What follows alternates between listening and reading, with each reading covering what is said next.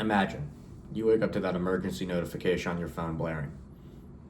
The news says a new disease is making people violent and the infection is spreading fast.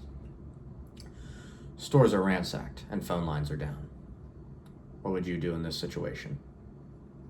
While this scenario has been used in TV shows and movies plenty of times, the idea of the zombie apocalypse has been used by organizations like the CDC to teach you about real-world emergency preparedness. Today, I'm going to be discussing survival strategies that are essential during crisis situations. I have studied survival strategies used in real-world crises, and I'm using the zombie apocalypse as a creative framework to teach them. These strategies can actually save your life in a real-world disaster. We will be looking at why being prepared is important, what supplies are essential, and how to stay alive and adapt.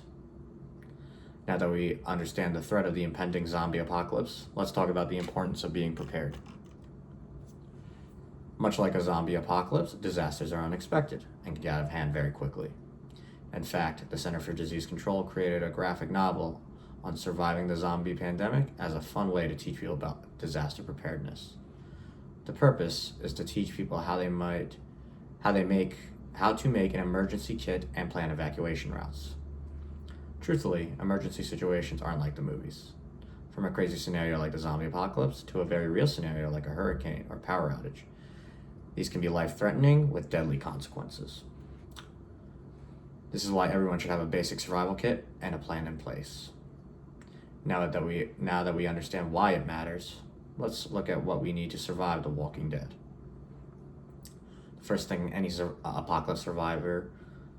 apocalypse survivor will need to ride out the initial hordes of zombies is a well-stocked emergency kit. According to the Federal Emergency Management Agency, or FEMA, a good emergency kit contains 3 days of water, about 1 gallon per person a day, along with non-perishable food, batteries, and a first aid kit. In a zombie apocalypse, you'd also want a go bag to help make you more mobile.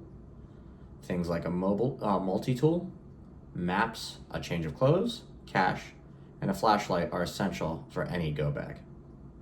And for long-term survivability, you would want essentials like water purification tablets, a hand crank radio for communication, and a small propane stove to cook food safely. Supplies are only part of the equation though. Long-term surviving takes adaptability. One of the most important things for any disaster, especially a zombie apocalypse, is to build a network. Coordinating with friends, family, and neighbors will make it easier to pull resources together, defend your location, and deal with challenges.